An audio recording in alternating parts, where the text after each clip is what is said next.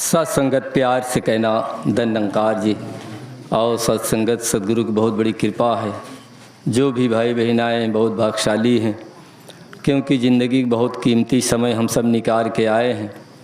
सत्संगत मनुष्य देही मिलती है, तो सत्संगत ये हमें परमात्मा का जानने के लिए एक वक्त होता है। आज संसार में जितने जीव हैं, मालिक ने सबको भोग योनि में बनाया है और इंसान को कर्म योनि में बनाया है। जैसे सत्संगत अभी गर्मी आई है तो इंसान के लिए पंखा की व्यवस्था हो गया है, और सत्संगत जो है कूलर की व्यवस्था हो गया है, एसी भी लगा लिए हैं। नहीं तो सत्संग छोटा मोटा देसी बेना तो लेके तैयारी कर लिए हैं कहीं न कहीं पे, लेकिन जानवरों के लिए कुछ व्यवस्था नहीं है, चाहे जितनी धूप हो, चाहे जहाँ पड़े रहें। लेकिन सत्संग ये गुरु कृपा है कि हमें इंसान के लिए मालिक ने बहुत कुछ अच्छी अच्छी संसार में दुनिया की चीज़ दिया है। लेकिन सत्संग एक दिमाग भी मालिक दिया है कि इंसान अपने मालिक को जान सकता है। इसीलिए सत्संगत 167 पन्नवर बाबा सहनसा लिखे हैं, गफिल होके तूने सोया, आँख मूंद के है इंसान, जग के अपना काम तू कर ले, जिसको आया बीच जहान, ना आएगा हाँ समय तू पछताएगा आ जाना। इस दुनिया के अंदर बंदे 4 दिनों का तू मेहमान, मानुष जन्म अमोलक पाया, इसका मिलना नहीं आसान। माता गर्भ से बाहर आके भूल गया है तू भगवान, अपने आप से तू ना वाकिफ, सतगुर से कर ले पहचान। जान ले पगले मालिक अपना, जिसका है तू पीर प्राण। आगे मुख दिखलावे क्यों तू, इतना कर ले सोच विचार। कहे अवतार हे इंसान, तेरे हाथ में बाजी लगी है, तू जीत ले या हार ले। आओ भाई बहन, हम सब के हाथ में बाजी लगी है, या जीत ले या हार ले। अगर अहंकार है तो बाजी हार के जाएंगे संसार से। क्योंकि कबीर साहब भी कहा था कि जब मैं था तब हरि नहीं था, कह रहे अब हरि मैं ना आए, कह रहे सब अधियारा मिट गया, जब दीपक देखा माँ।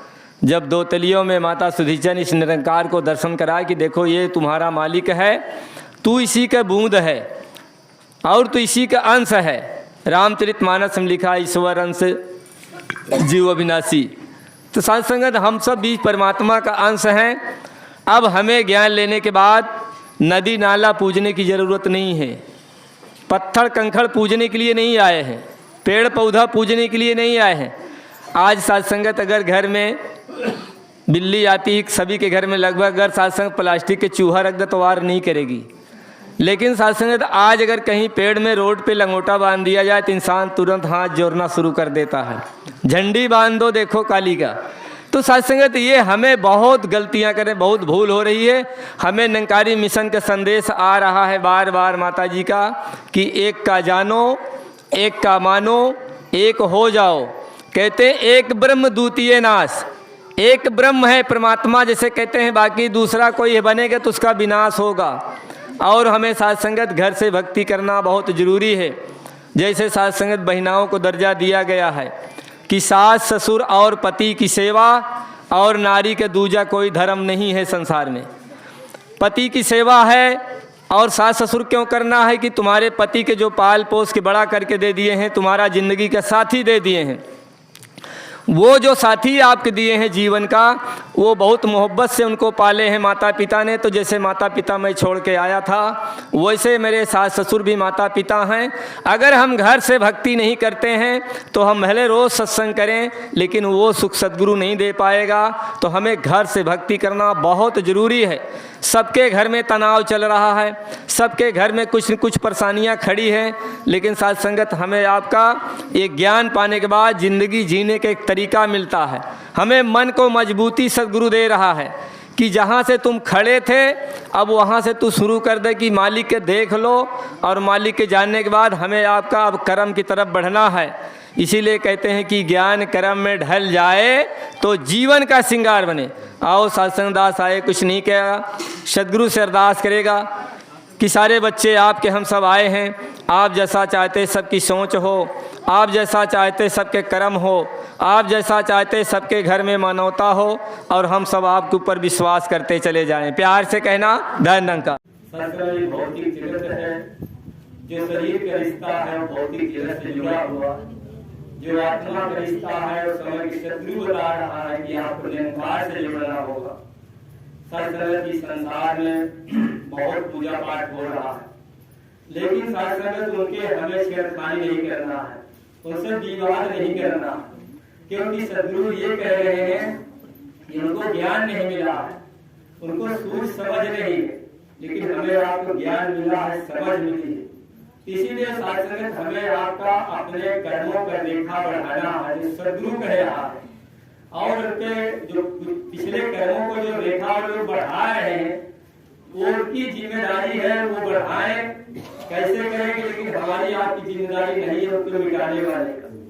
अब सत्संग आप जानते हैं कि किसी की लड़की सयानी हो जाए, सत्संग जब शादी होती है, जब ससुराल जाती है, तो सत्संग पति की आज्ञा में इसको रहना पड़ता है। अगर पति की आज्ञा में नहीं रहेगी तो सत्संग पति से खुश होने वाला नहीं है, क्योंकि सत्संग जिंदगी का साथी मिलती है, पति पत्नी के रिश्ता होते हैं। जैसे एक गाड़ी होती है, दो चक्के होते हैं, उससे पति पत्नी की जिंदगी का सफर जो है वो रिश्ता है।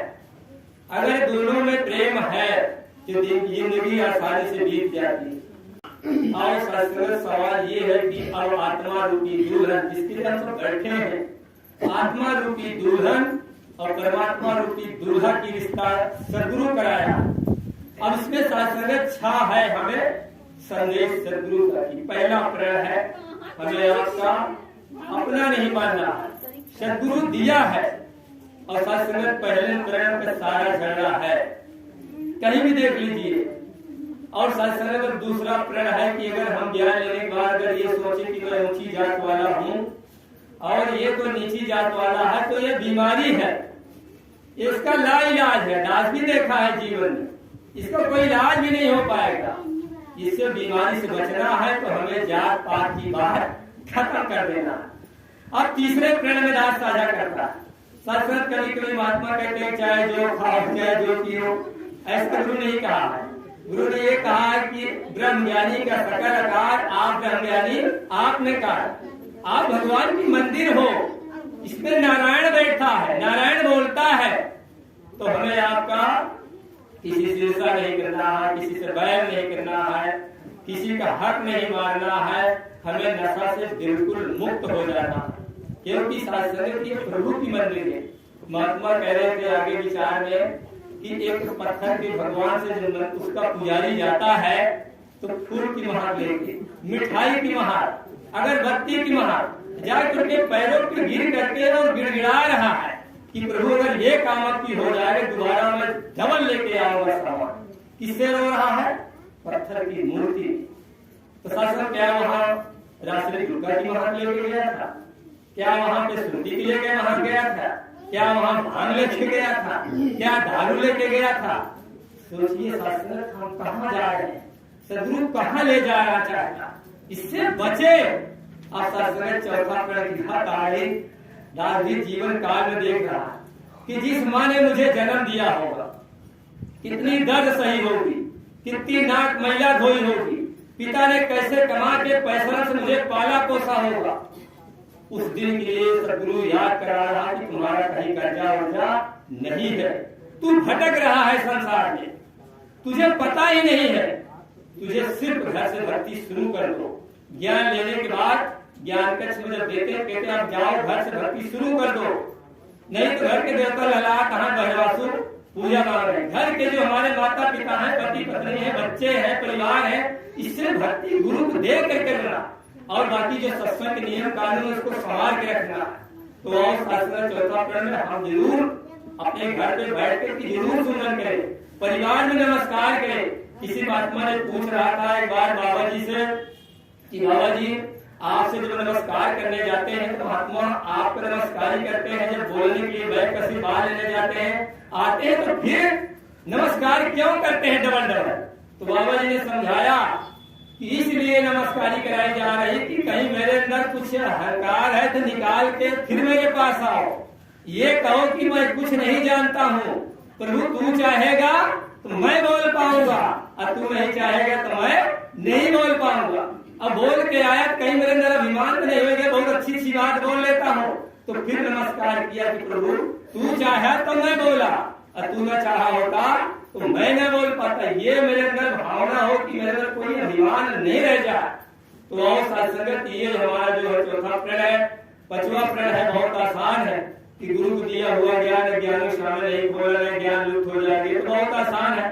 लेकिन सत्संगत ये प्रण कहाँ कह रहा है कि सत्संगत हमें गुरु की अदालत में लेके बैठना है, हमें कहीं समाज में भी इसको लेके बैठना है अपने साथ। और कहीं बुराई हो रही तो हम वहां से भागे जल्दी से, क्योंकि वहां अगर बैठोगे तो मेरे दिमाग में सुलेमानी क्रिया होते हैं।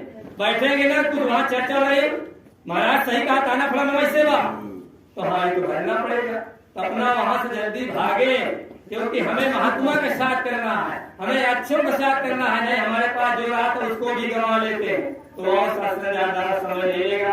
आप आशीर्वाद यही चाहता है कि दास किसी प्रकार का अभिमान न हो, दास के घर में सुमत हो। जैसे सदगुरु माता जी चाह रहे हैं वो से दास की जीवन जी किया। प्यार से कहना।